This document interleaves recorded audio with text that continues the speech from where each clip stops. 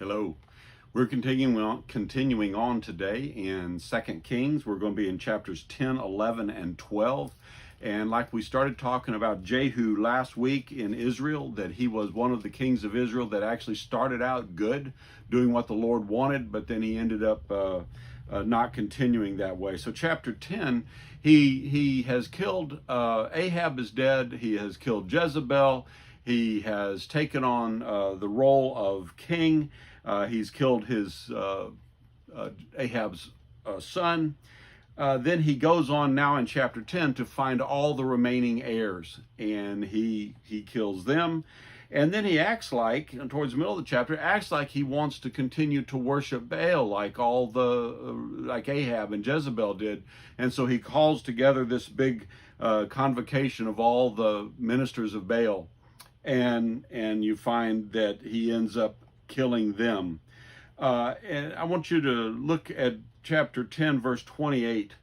It says, "So Jehu destroyed Baal worship in Israel. However, he did not turn away from the sins of Jeroboam, son of Nebat, which he had caused Israel to commit, the worship of the golden calves at Bethel and Dan."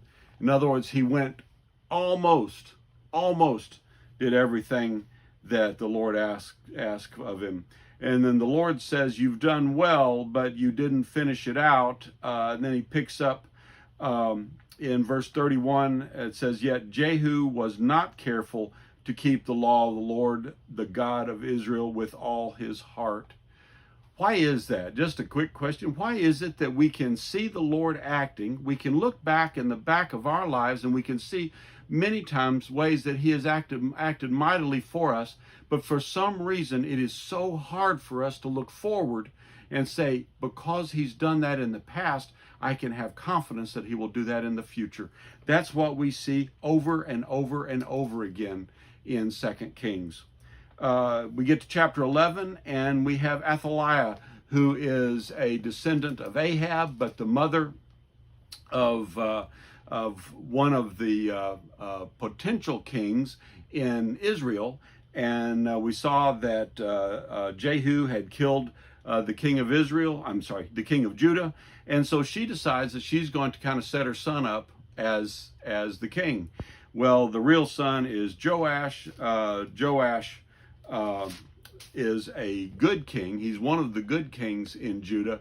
And ultimately he ends up killing her, and he solidifies his control of the throne.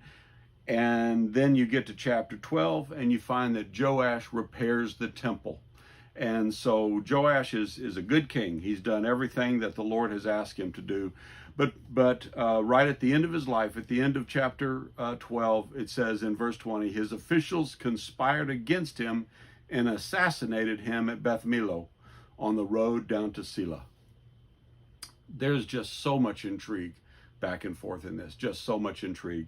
And they certainly are not without it in Judah as well as Israel. Hope you enjoy the readings, and we'll pick up again tomorrow. Have a good evening. God bless you.